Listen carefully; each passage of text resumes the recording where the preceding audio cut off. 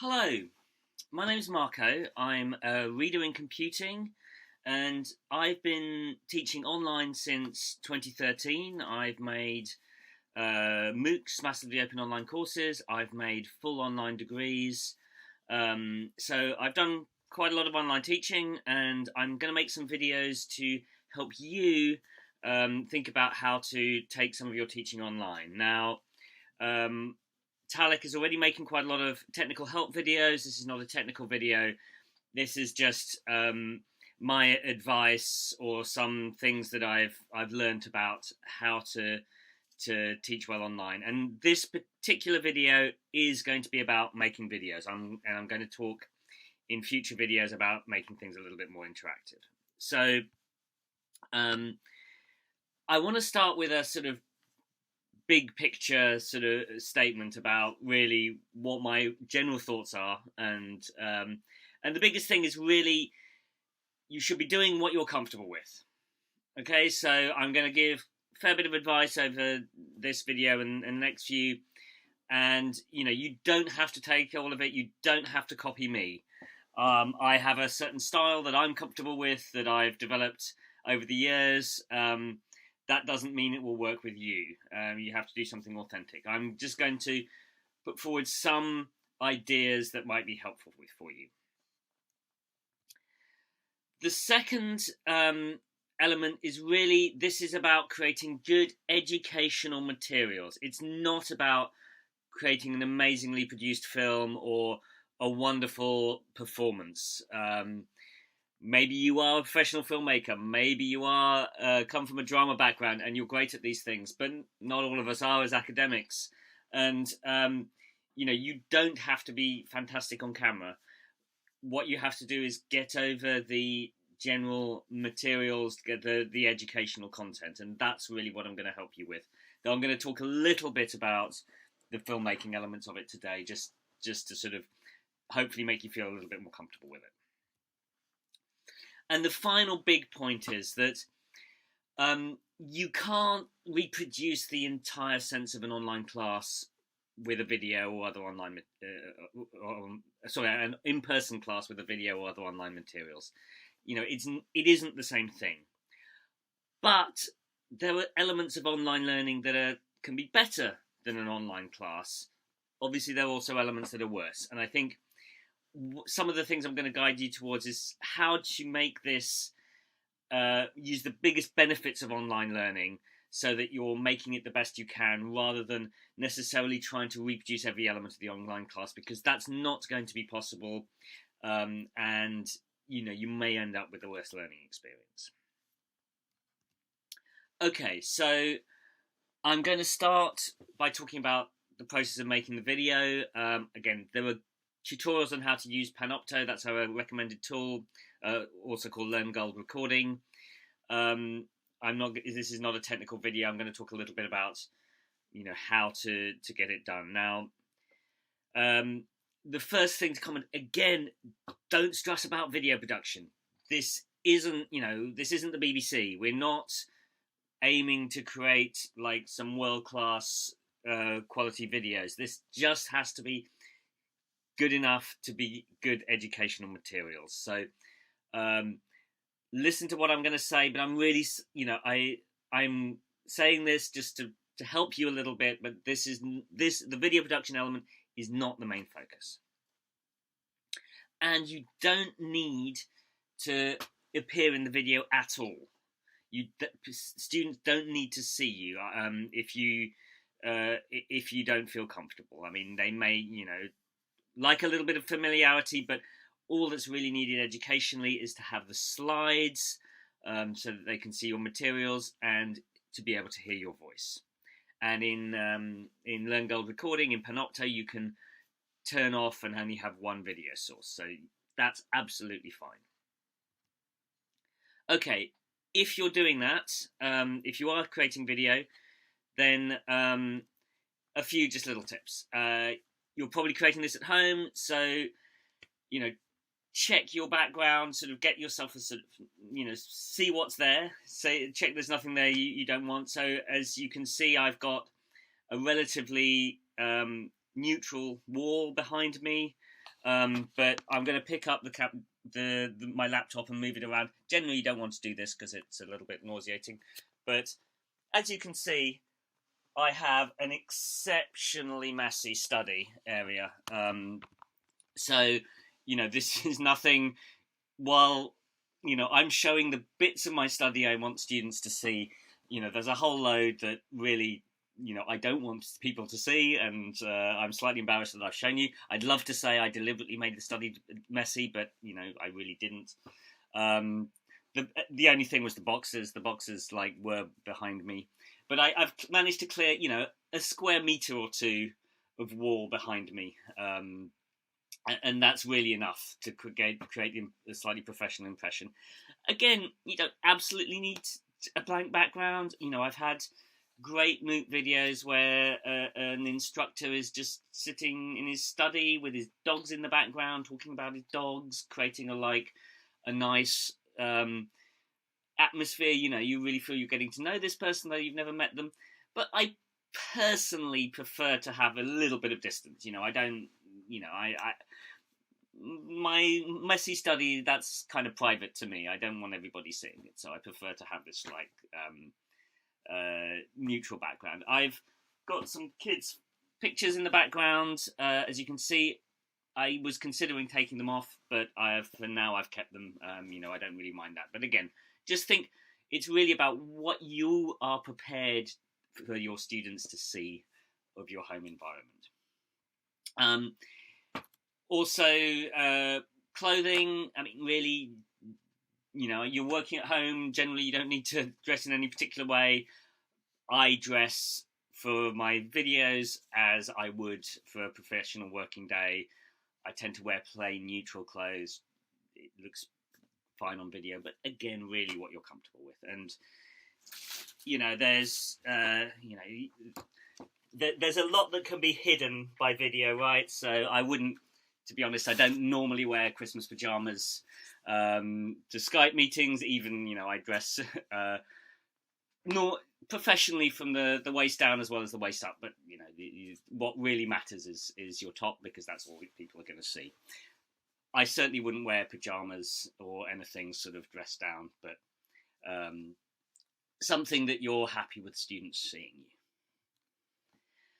you. More technical things, check the lighting. So I've got a big skylight here. Again, my lighting isn't amazing here.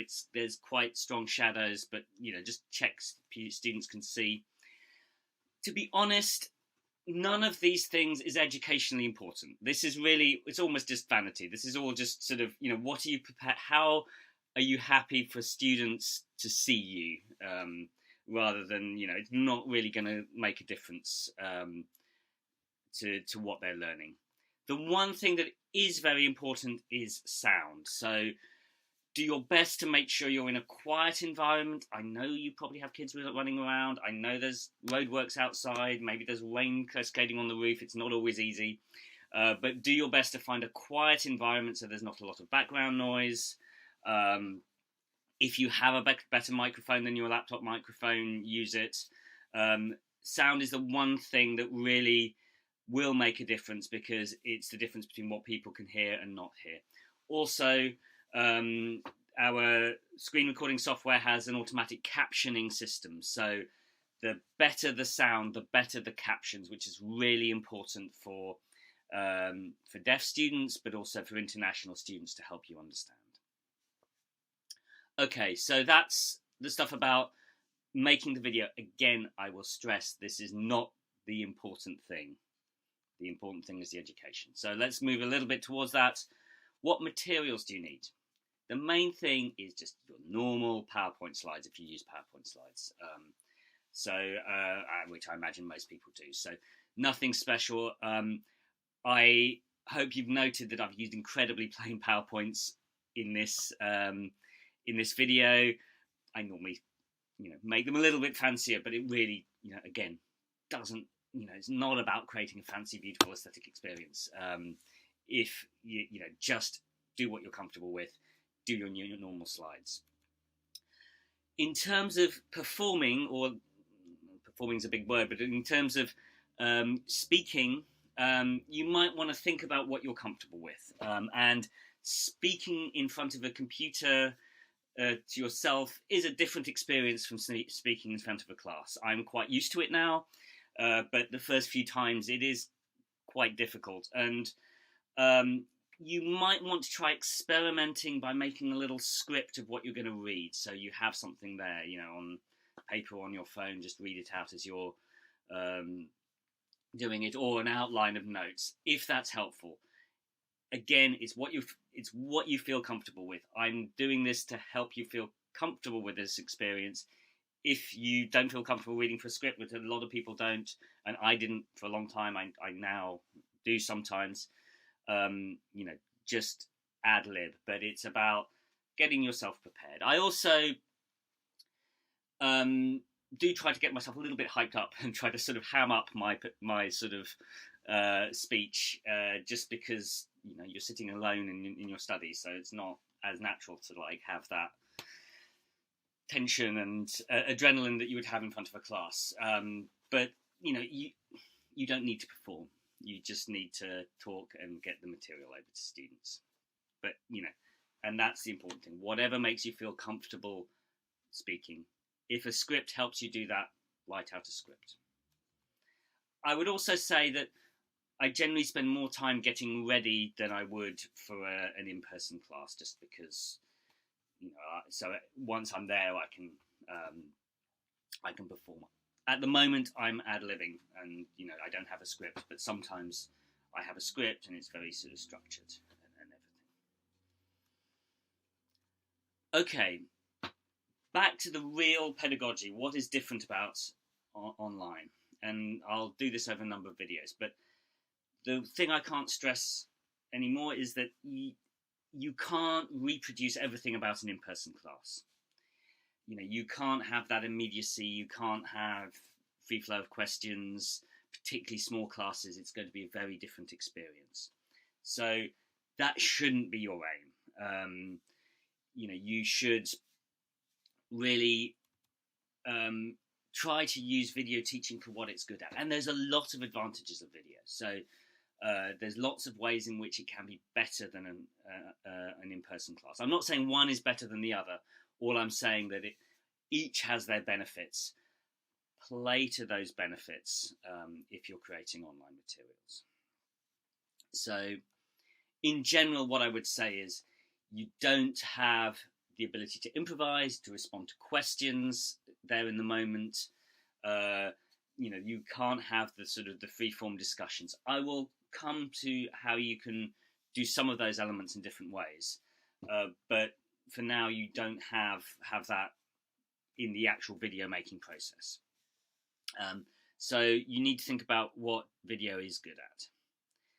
So why is video a good way of teaching? One is very much flexibility. So, we're in a crisis situation. Students are going home to countries all over the world. In the class I'm teaching at the moment, I had a student, I was Skyping her from, she was in Heathrow, flying back to Las Vegas. I've had other students going out to Beijing.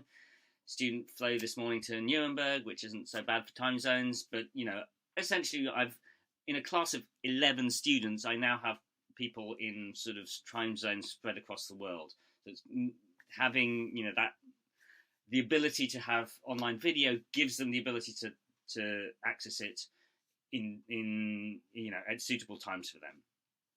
Also, students will have caring responsibilities. Very soon they may have kids at home sent back. Already people are having kids sent back from nursery, maybe from school. They may have family members who are ill. They may have a lot going on in their life as well. It's and the ability to watch videos at different times, not to be at that 2-hour slot, is going to be a lifesaver for them. And then students are going to get ill. Students always get ill. Right now, we're in the middle of a pandemic. A lot more students are going to get ill. A lot more staff are going to get ill.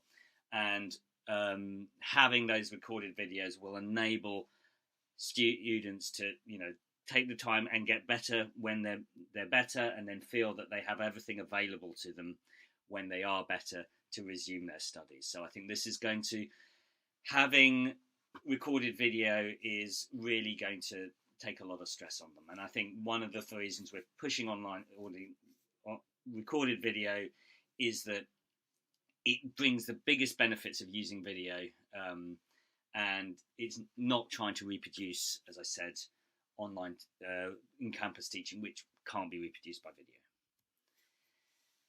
Another massive benefit is that students can rewind if they don't understand what you're saying. So, a lecture, you're introducing some really challenging concepts to students, all the time. That's our job. And, they can really be difficult. And particularly if somebody's struggling with something, it's very easy to lose the entire thread of the lecture because they've misunderstood one concept. And video, students can rewind, watch it again, make sure they understand something before they proceed and watch the whole thing. So that can actually create a much better understanding. And I'll talk in future videos about ways of encouraging students to do that. And also, we're no longer constrained by the 2-hour lecture slot timetable. So there's no longer a timetabling issue. We can use slightly different formats, which might work better. So to me, the big benefit of using video, and of course there are downsides as well, but let's focus on the benefits because we want to use it to its maximum capabilities. The big benefit is that it enables a more non-linear form of learning. And learning is non-linear. You don't just sort of watch a lecture and you've understood everything perfectly. You have to go back, you have to think, you have to consider. You need that process of understanding and revisiting materials to really cement them. And video really enables that well. You can go back, you can watch, you can reconsider, you can put things together in different ways until you've understood it. So one of the ways of enabling this kind of non-linear learning is to have shorter videos. So you don't need to do a 2-hour lecture video. Create shorter videos focused on single key concepts. 10 minutes is not bad. I think I'm overrunning 10 minutes on this video, but have a key concept, focus in on it. Then students can go back to that one video if they realise they haven't misunderstood that concept. They can fit it flexibly in their timeline zones and really understand that one concept. If they have 20 minutes, half an hour between, looking after sort of kids, they can focus, get that concept down, and then come back to the other concepts later. And, it's well suited to people's attention patterns. I mean, a 2-hour lecture is a very difficult thing to attend to with the level of concentration and intellectual effort you really need in a 2-hour lecture. And I'm sure most of us in our 2-hour lectures, we break it up, we do different activities, and we naturally do that. One way of doing that with videos is just making the videos shorter. One of the great things about Learn Gold Recording, Panopto, is that the slides act as an index. You can click on slides and have that bit of video. It's very nicely searchable in that way.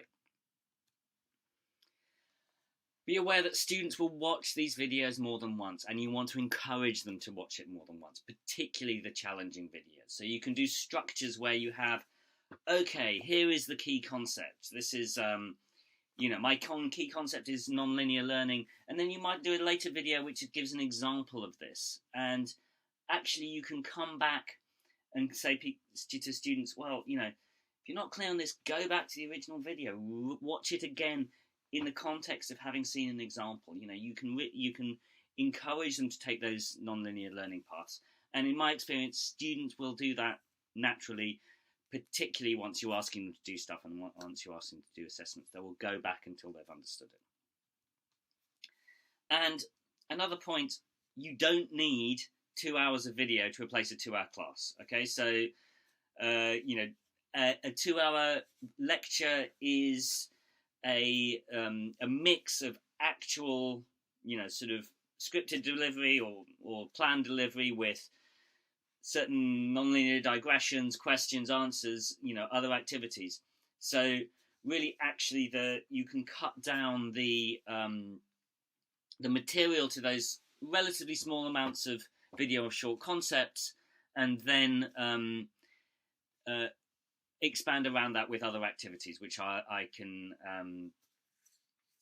get to in later videos. So to sum up, we've got video can be a really good medium. It's different from face to face, and the way of creating good videos learning is to show how it's different from face to face, to think about that and use its benefits. So, I'm not saying you throw out everything you've ever learned as a lecturer, of course not, but think about what the differences are, and think about how you can use the benefits of video to create a great learning experience, which can be just as good, and it may even in some cases be better than a live class. And I think the key concept I'd like you to think about now is thinking about this idea of non-linear learning. So going back, encouraging students to watch things more than once, rewinding, considering in depth, give people a concept, give students an example of that concept, get them to go back and think about that concept. This is what creates a deep learning experience in video. That is the kind of lesson I want you to think about, rather than so much about the video production. What you wear, is my hair okay? Yes, you don't want your hair to look stupid, but it's not about the performance. It's that educational concept. And the other thing to say is that video is a really, really good medium for delivery of content. So if you're primarily speaking to students and sending material out there, it's a great medium, and fine for that. We all know, and we all are fantastic at doing classes that aren't just about that delivery, and it's really important to find ways to reproduce that. The non-linear learning is starting to do that, but really we need to get students engaged and thinking and active and talking to each other. And this is where we need very different ways when students aren't in the room. And my next videos will focus on these interactive, active learning elements.